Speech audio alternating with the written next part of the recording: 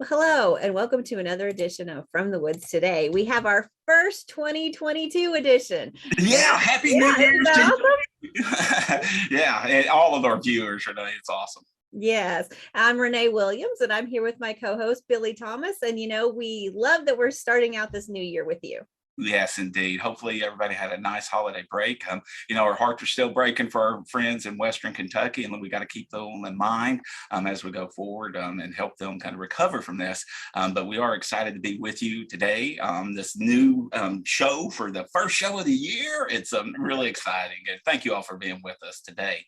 We've got some resolutions we're going to be talking about. Renee, this time of year, everybody's coming up with resolutions about what they want to do and, how they're going to improve their lives. So we thought we would take a spin on that and do that for kind of those who own and interact with woodlands. So you're going to hear from myself, Dr. Ellen Crocker, and Dr. Matt Springer as we talk about some of the New Year's resolutions that woodland owners and those with an interest in woodlands might consider taking on as New Year's resolutions. So. Exactly.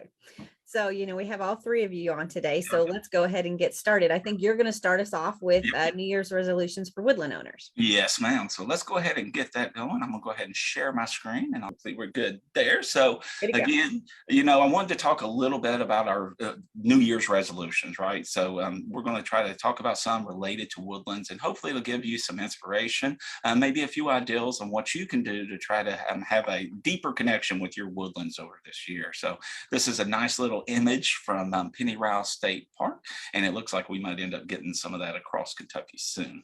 All right, so why would we even make woodland owner New Year resolutions, right? Why even do that? Well, resolutions allow us to reflect on, where we've been, where we want to go, and to dream about that future. So in that regard, they're very helpful.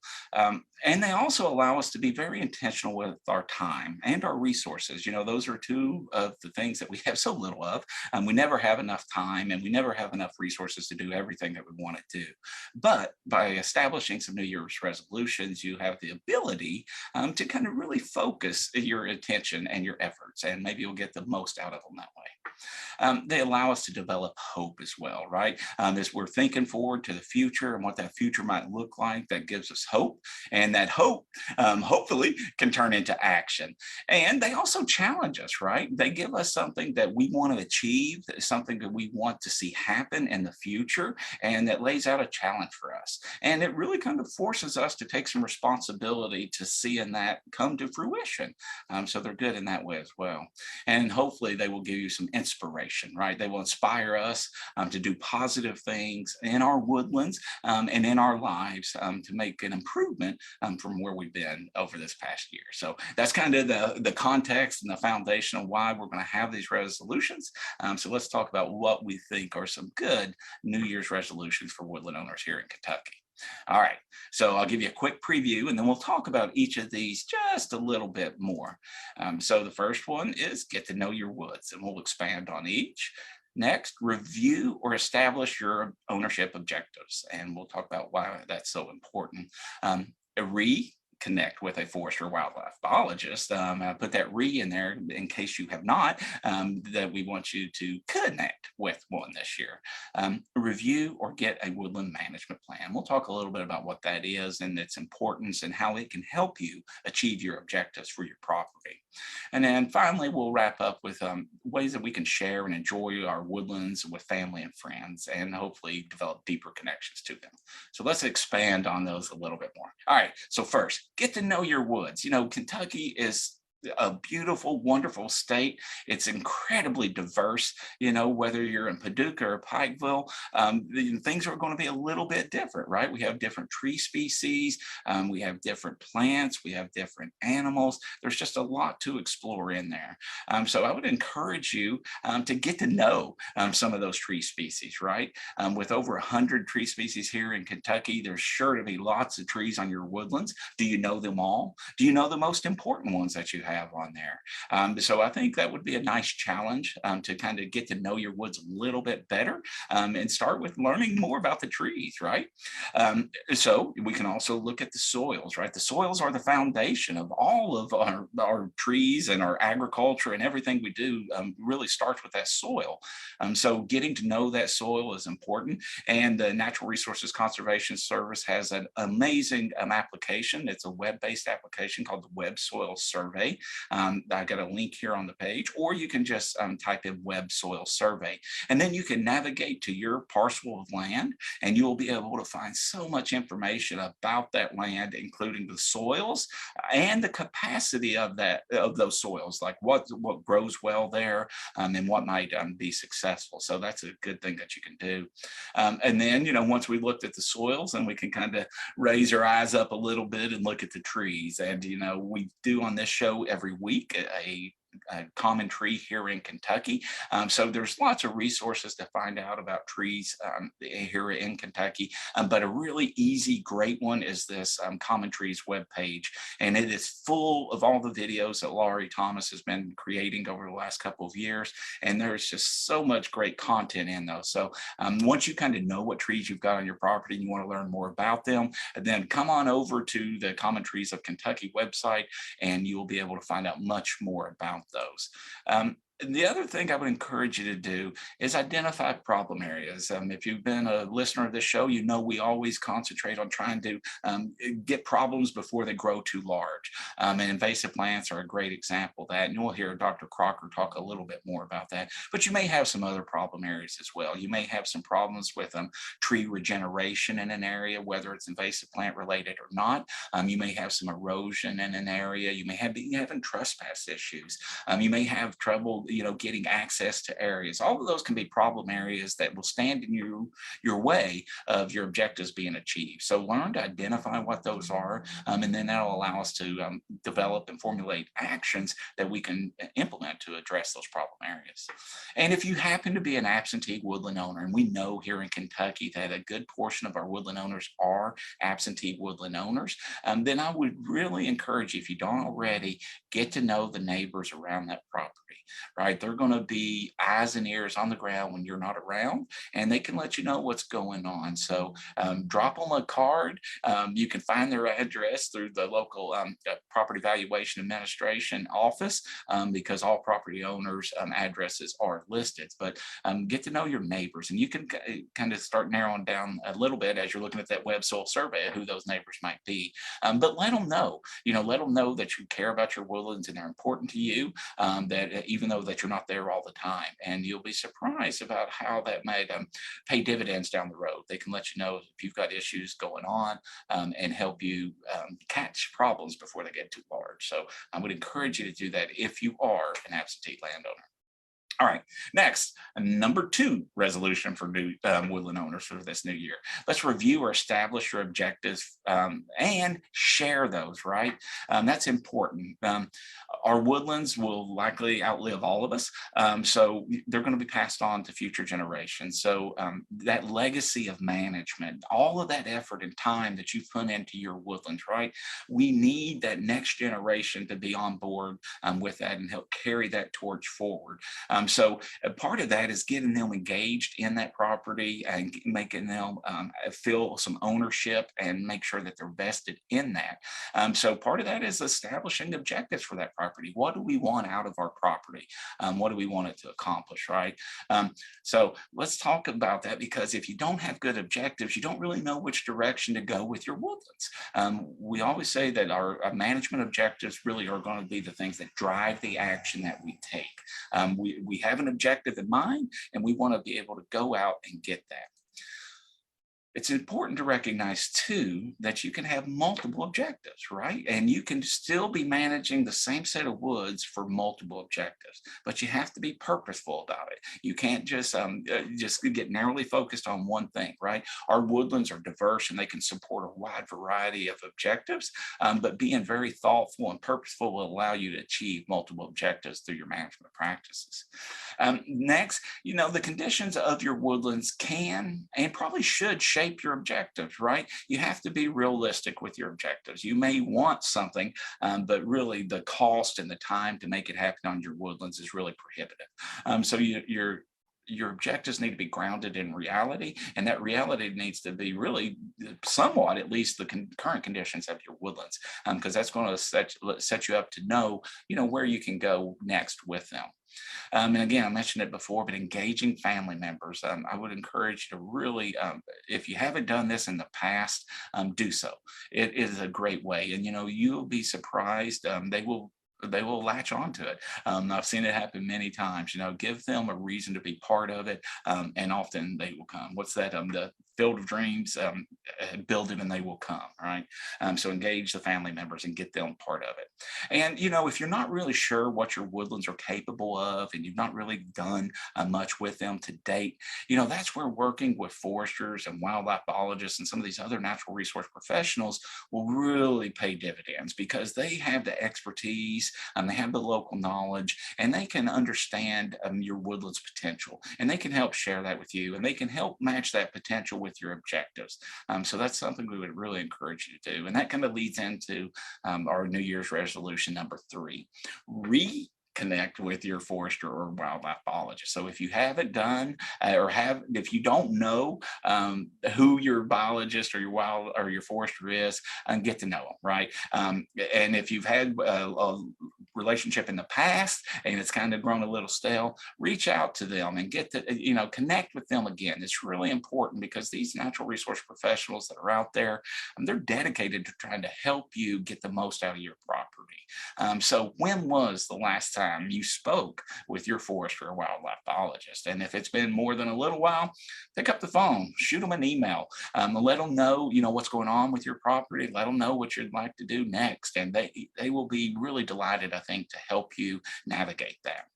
And if you're not really sure who the partners are that you could reach out to, or how to even find a biologist or a forester or some other natural resource professional, I encourage you to visit our partners page on our Woodland Owners Short Course site. And I've got that listed here. And on that, you will have links to all of the key partners here in Kentucky who work with woodland owners. In addition, we have a series of videos that are available that give you an overview of what these different organizations can do to help you in your woodlands. All right, moving on. Review or get a woodland management plan. So that's resolution number 4. Now, the Kentucky Division of Forestry has a wonderful program, the Forest Stewardship Program. They've got service foresters across Kentucky that work one-on-one with woodland owners to develop plans, and that's important.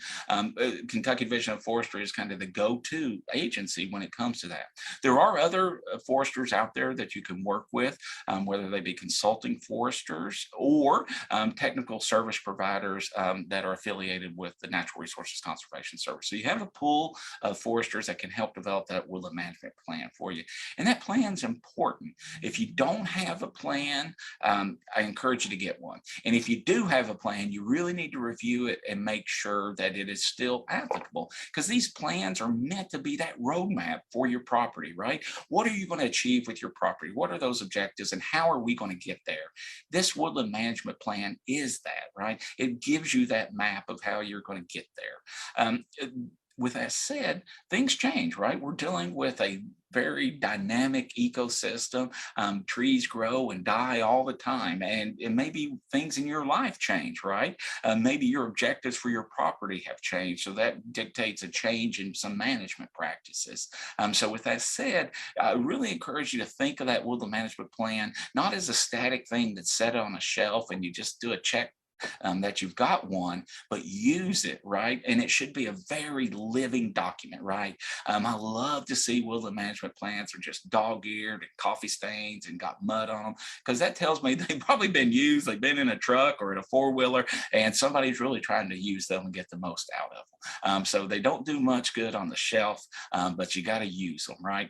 And one of the great things about these woodland management plans that are available here in Kentucky is it gets you connected with natural resource professionals professionals that can help you. And in many cases, once you have that plan in place and there's some practices that need to be done on your property, this sets you up to receive financial assistance to implement those conservation practices. So it's an important first step in that. So if you do not have a forest management plan or woodland management plan for your property, get one. And if you do have one, please review it. All right, we'll go on to our fifth and final resolution for woodland owners in this new year. And that's to share and enjoy your woodlands with family and friends, right? Life is hard enough, as we've seen, and and it is fleeting. So we want to enjoy it while we're here, and we want to share that joy, right? So get people out on your woods. You get out on your woods, right? They're a wonderful place to explore. There's, as we talked about before, there's so much diversity in our woodlands. Across the state, there's diversity in our woodlands, but even within your patch of woods, there's probably a bit of diversity that's worthy of exploring. So I encourage you to get out and explore your woodlands and learn something more about them, right? And just get away from it all, right? Woodlands are a respite for a place to kind of rest and recharge and relax. We've talked on this show about the concept of forest bathing. And the ideal there is that being out in nature and being around nature can really kind of de-stress you and kind of bring you back to a better state of mind. So we encourage you to get out and enjoy your woods, right? And discover something about them. And the thing about that is this will deepen your connection with your woodlands, and hopefully it'll deepen the connections of your heirs and your friends and family that may have a say in the future of those woodlands as well. So enjoy your woodlands, right? They're worth it and they're a lot of fun, but don't forget all the people that can help you get the most out of them. So I'm going to end with that. So thank you on that. Thank you, Billy. We greatly appreciate that. And, there's a lot of resolutions that anyone can come up with and do. I think one thing, though, a lot of people have done is started to go out in their woodlands. And, there's a lot of things that people are starting to see, whether they enjoy it for wildlife or they find, looking for invasive species or what have you. Everybody has maybe different objectives for their woodlands, right? Yes, ma'am. Yeah. So I guess, they just have to kind of figure out where those objectives are and try to go along with those and meet what their needs are. You're right. But fortunately, they don't have to do it alone, Renee. Right. I would encourage you start with your family, right? And make sure that you as a family, you're on board with what we're going to try to get out of this property. And then talk to your professionals, right? They may highlight some things that you weren't even thinking about. Right? They may be able to point out, man, you really got something nice here that you can do this or that with, and you may have been unaware of it. So I know that many woodland owners may start that path of managing their woods with kind of one thing in mind, but as they get into it, that expands, right? As they learn more and they see more and they make more connections, they realize that they can get a lot out of their woodlands, and those natural resource professionals are there to help navigate that for them. So speaking of expansion, let's expand to wildlife. Yeah, and that's a reason a lot of folks own woodlands. There's no doubt about it. So, they're very connected. They are. And, unfortunately, Billy did such a good job with many of those resolutions that apply to woodlands. One of mine is definitely going to be repeated almost immediately. However, I still think there's some good stuff to cover here. I was going to say, sometimes it's good to hear it multiple times, man. Yeah, they say you have to hear stuff multiple times to actually get it to sink in. So there you go. I know that was my case. I need to hear it over and over again. So I'm going to hop on here and go through some of the wildlife related resolutions that I think, can apply to folks that maybe have woodlands, but some folks that may be listening and watching, maybe they don't have a woodlands and they just have their backyard. So some of these I think will transcend through across any kind of property, as the management plan idea holds true. But I have several pictures here of some very involved activities, some forest stand improvement, prescribed fire and grasslands, or in your woods. putting food plots in. But there's other things here that, folks can implement in their backyard. And the top left there is a picture of just a wildlife brush pile. For those of you that have your Christmas trees still, if you don't donate them to Fish and Wildlife, you can put them in your backyard and throw some other branches on there, and there will be a lot of songbirds that take advantage of that habitat you create. Or maybe you just have some scrap metal or wood sitting around that you want to, you're not sure what to do with. You can actually put those out in your woodlands, in your grassland. Just throw them on the ground, and reptiles and amphibians will take and make good use of those things as cover boards. So to start things off, the one that's a repeat, we'll just start right there. However, I'll kind of put a wildlife twist on it. Billy just covered why it's so important to have a management plan for your property, or if you already have one, to reassess what's going on. Make contact again with those natural resource professionals. Maybe just talk to them, make sure that you're on track for your goals. However, if you don't have one, or are unsure of what you have going on your property, I have a kind of a flow chart that we use in wildlife when we're looking at properties and dealing and managing and trying to come up with a management plan. And the first step is kind of gather some information, whether that's educational materials, but also information on your property itself, trying to understand what you may have present there already, whether that's the tree species, plant species, or from my perspective, the wildlife species. And some great tools that are out there to do that. But the biggest thing is get out on your property, go enjoy it. Maybe you get a trail camera put out, see what animals are actually using your property. It could just be use your ears and a set of binoculars and ID things that you see while you're out there.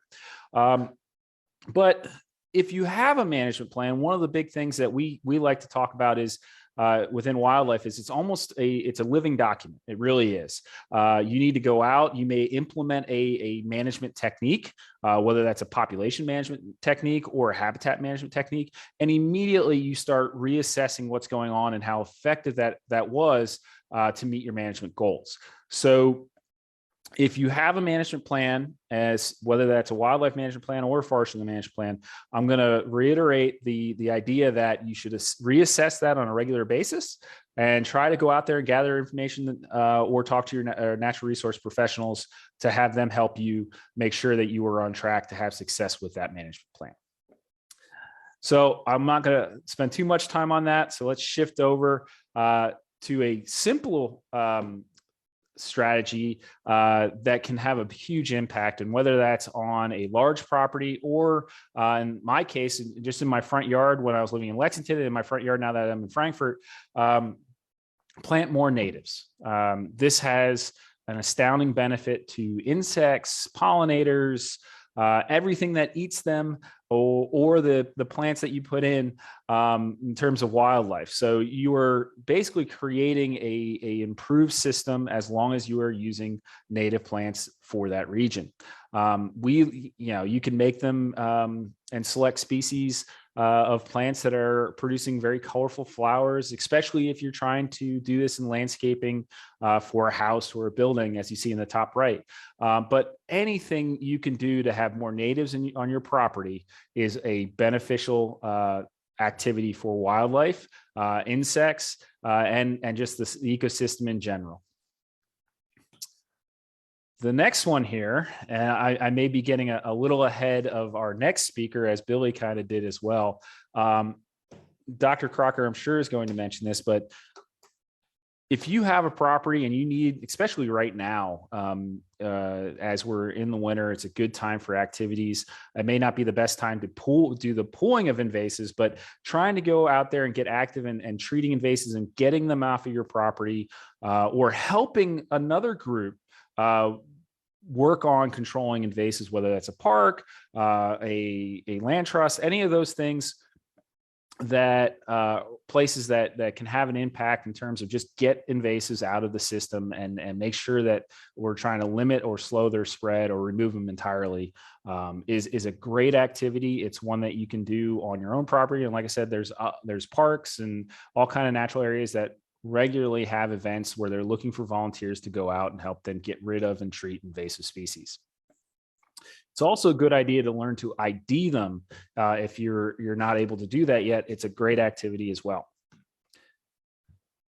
One of the other resolutions you can have that is something that you may need a little bit of work on, but it's a great activity. It'll help you to honestly to probably enjoy your property or on other properties you go on, is to learn some new ID skills for wildlife species. A lot of times we have folks that are good at IDing certain species that they're interested in. And to be honest, I think many folks would be surprised with how much they're walking by, just not understanding or having that ability to identify things by sound or by sight. This is really true with folks that learn to bird and they start taking walks or just, I mean, I couldn't believe when I took my ornithology class in school that all of a sudden I was driving down the road with my window down. I'm like, oh, there's a Carolina wren over in that bush right there. I can hear it calling. You start doing that and you gain a little bit of appreciation of what really is around you almost all the time, especially in the spring when they're in breeding season. You hear birds singing all over the place. You may walk out for your morning coffee on your deck and just be sitting there making your own little bird list as you're sitting there. But this holds true for many species, whether that's birds or reptiles, amphibians, or mammals. The more you know, the better you're going to be in terms of understanding what your property or your woodlands are able to contribute and what they may be missing.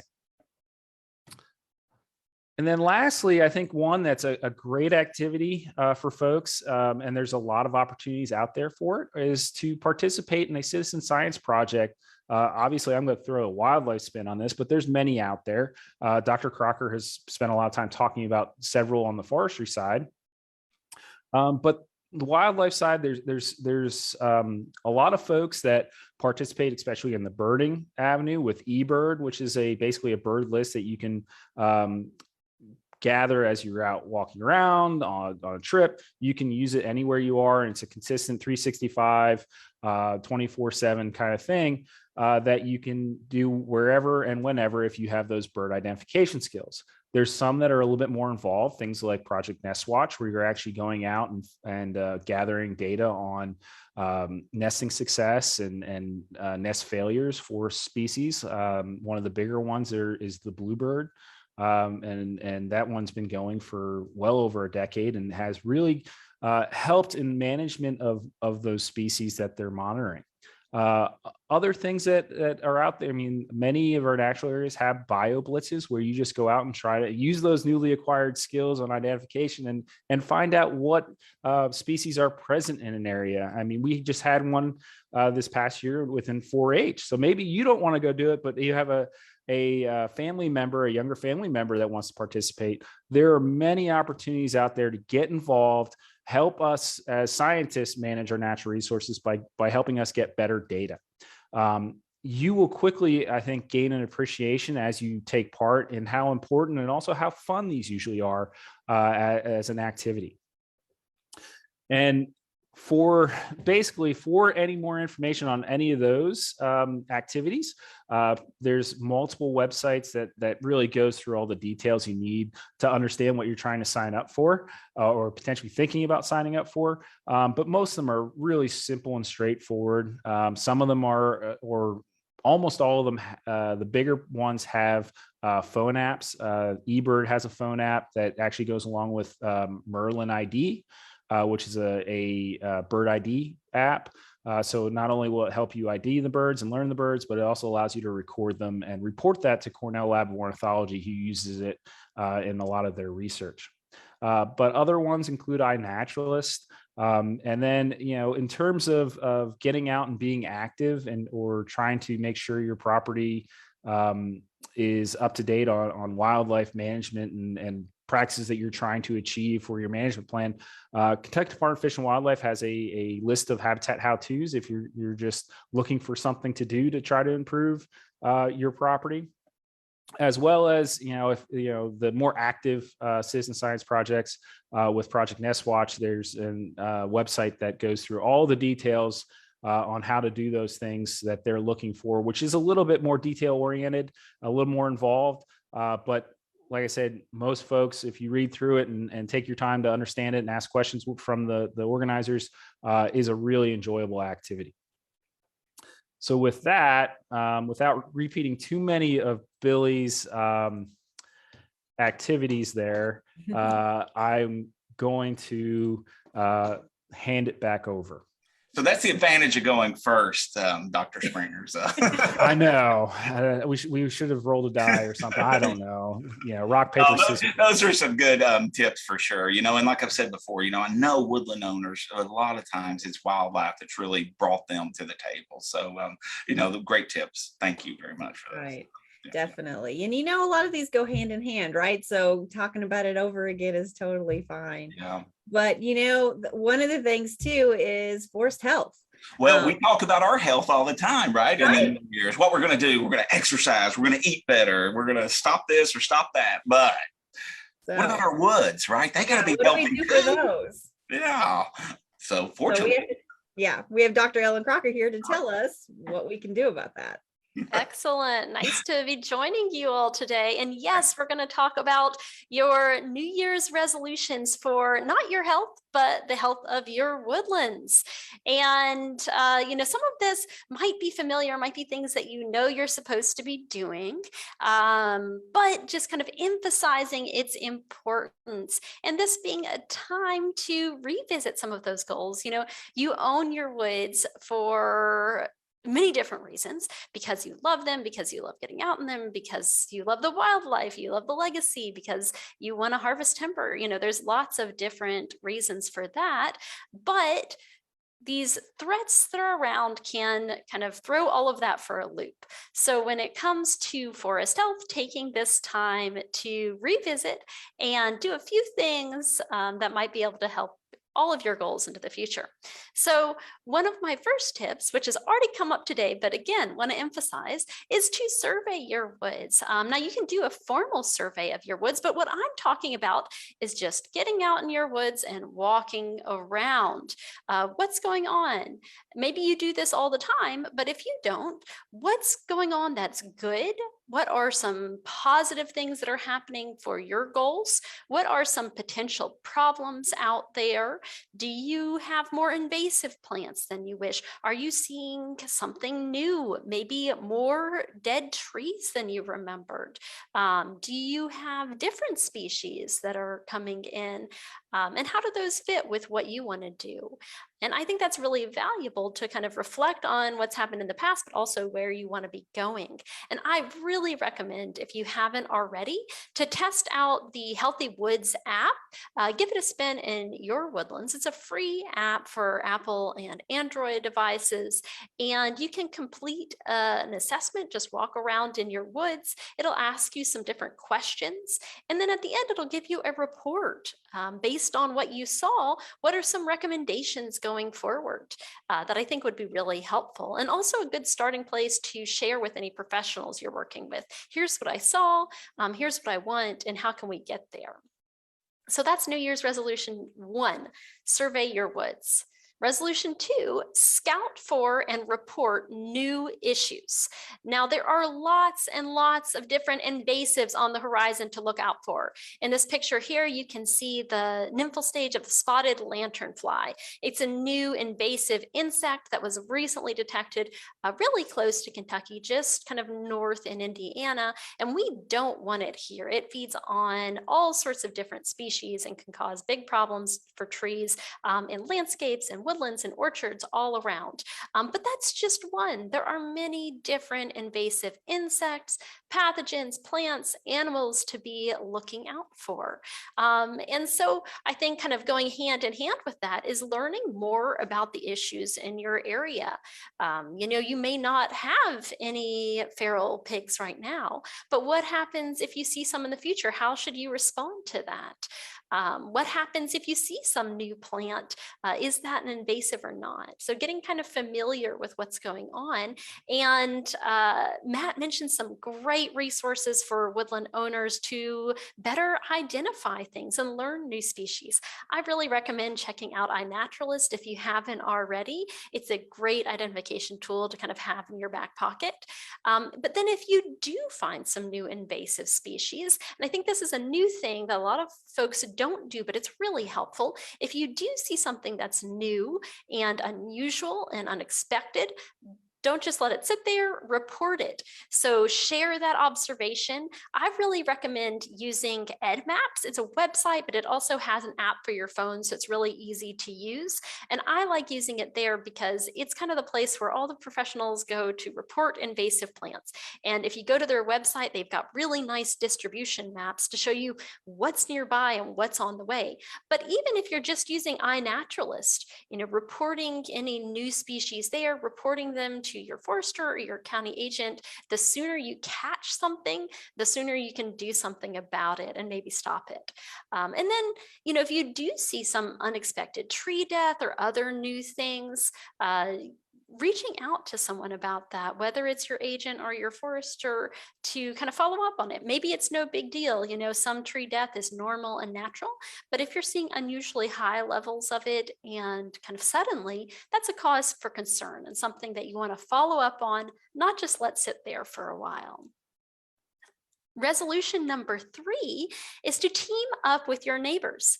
And this is something that I think is we recommend, and a lot of people want to do that, but it's just hard to carve out the time for it and make that happen.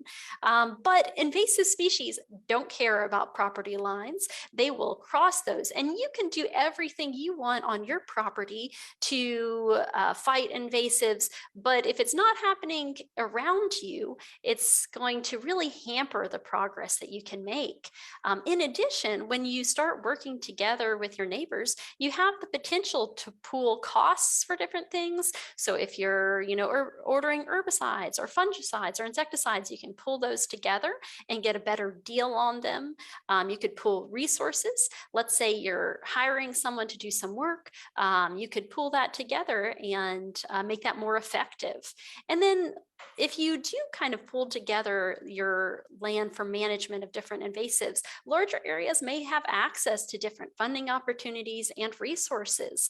So definitely something to consider, especially for those smaller woodland owners. So that's my New Year's resolution tip number 3, to team up with your neighbors. Tip number 4 is to remove invasive plants. I don't care where you are or what kind of woods you're dealing with. Chances are you have some invasive plants and they're getting in the way of what you want to do. They might be carpeting the ground, like in this picture with winter creeper, preventing seedlings and the diversity of native plants that you want to see there from growing. They might be growing up into trees and overtopping them. They might be directly competing with the trees that you want to grow. And so kind of finding and managing those invasive plants can go a long way, whether you care about wildlife or you care about timber, or you just want to enjoy your woods and be able to walk around in them and have them support a great diversity of different species. So I really recommend prioritizing where you can have the biggest impact. Instead of trying to do a little bit everywhere, try to really focus where you can have a big impact. And then think about what's getting in the way of your management plants. There will always be invasives and things to do, but kind of cutting off a digestible chunk that you can really, do a lot of good work on, and then focus on what you can sustain year after year. One and done does not work for invasive plant management. So think about some kind of contained area that you can really focus on and get it in good shape, and then expand out from there versus doing a little bit everywhere. That's going to be less impactful in the long run. And maybe you need to hire a professional for some help if it's needed. depending on where you are and what you feel comfortable doing, there are professionals out there to help you if you know where to look, which gets to my last New Year's resolution, to build your network. So your network of different professionals who help you get things done, accomplish your goals, and get what you want in your woods. So you can turn to these for expertise, to learn about new issues, to get funds to support your work. And these could be foresters, either with the Division of Forestry or consulting foresters. It could be NRCS and funds for what you want to accomplish this year. It could be your extension agent or extension specialists. It could be the Kentucky Department of Fish and Wildlife Resources. It could be connecting with Kentucky Woodland Owners Association and building that network of expertise that you have to rely on, and many others. So it's always a good time to kind of revisit that network, build on it, and think about how you can use that to grow into the future. So with that, my 5 short and quick and easy tips for woodland owners to improve the health of their woods this year. So happy New Year's, everyone, and thanks for having me on today. That was awesome, Ellen. You made some great points there. I really appreciate it. And, that focus on the neighbors, that is, that's a beautiful one. If we could really just get more people doing that and having those conversations, it could go a long way. Well, there's a lot of overlap between your tips and Dr. Springer's tips. And I think that just goes to show that there's a lot you can be doing. You don't have to do it all. Your woods have been here for a long time. They're probably going to be here for a long time. But the new year is a really good time to reflect on, what fits with what you want to do this year. What are your priorities? Where do you want to be going? And there are lots of different options out there for you to, continue that growth. Where should you start? Say somebody hasn't, they're like, really, I should start doing something with my woods. What should they do? Oh, I think we have to go back to Billy's first tip.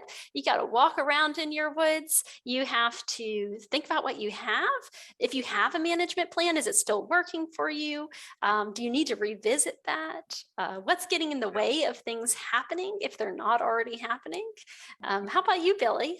Yeah, I agree with you on all of those. And, again, I think, make a connection with a natural resource professional, get out there, can walk the land with you. They can open your eyes, to some of those potentials that you may just be unaware of. It's not necessarily the forest management and wildlife management is rocket science, but if you don't do it, you don't know about it, right?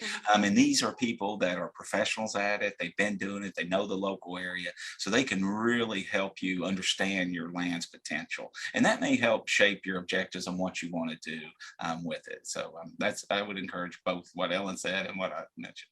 Yeah.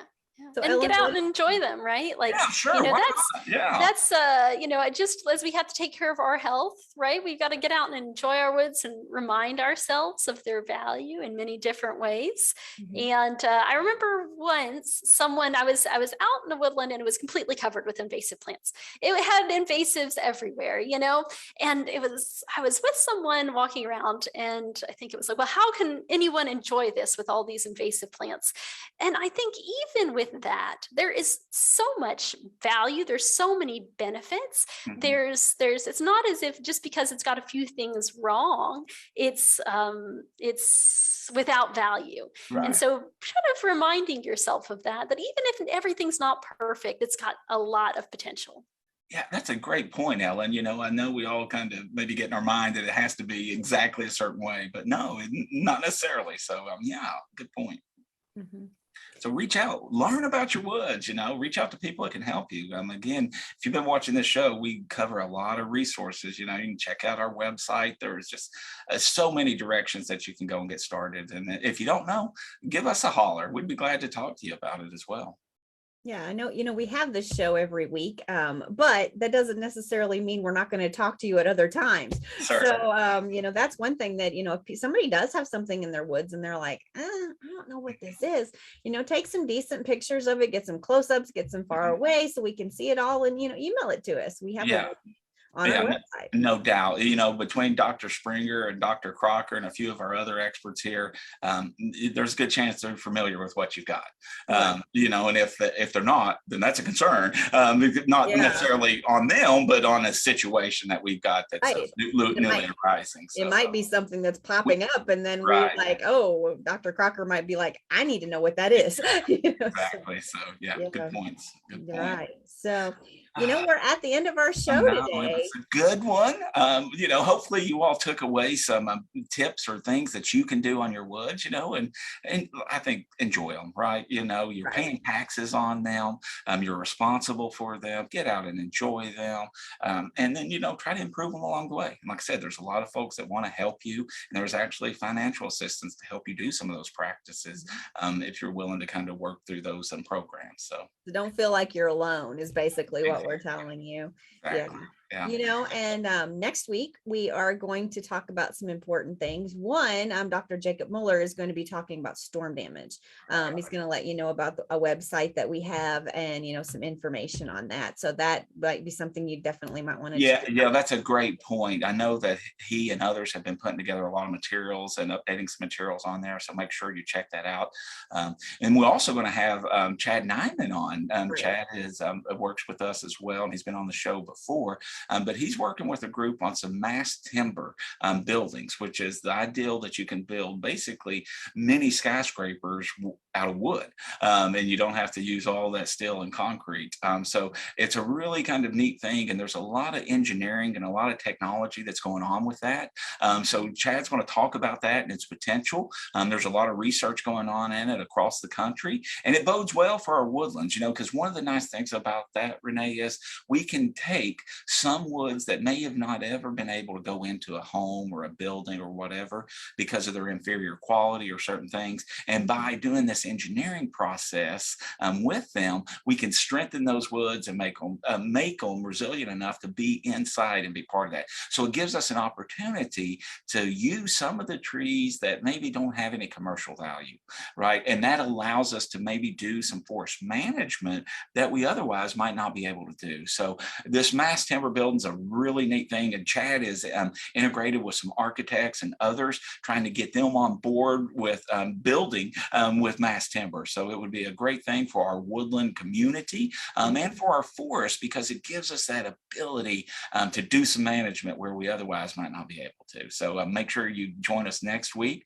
to learn about some of the storm damage resources for our friends and family out in Western Kentucky. But Renee, those storms come all the time, and they come to other parts of Kentucky. So, if it's not now, at some point, there's probably going to be another impact. So the resources that we're building there with that storm damage website are really helpful, and they'll have some long legs to last them. And you'll learn about mass timber too. So make sure to come back next week. Yeah, and it's not just storm damage. I mean, it could be, for tornadoes, for ice damage, for whatever, so he's talking a lot about different things as well. So, so just make sure to tune in next week at 11 o'clock. And if you've missed any of our shows in the past, you can go to fromthewoodstoday.com and watch any of them. They're all there. I think in March or April of this year, we're coming up on our 100th show. So there's plenty of them on that website that you could actually watch. Yeah, no doubt. Check it out. Check out our website. Lots of resources available. And if you're still not sure, just give us a call. Shoot us an email. Send us a question on our little survey link there on fromthewoodstoday.com, and we'll be happy to respond to you. But again, thank you all for being with us today. We really appreciate your involvement in this show and helping us spread the word about it. And, Happy New Year, and Happy New Year to you as well, Renee. Happy New Year to you. We look forward to talking to you next week. Until then, take care. Bye. Bye, everyone.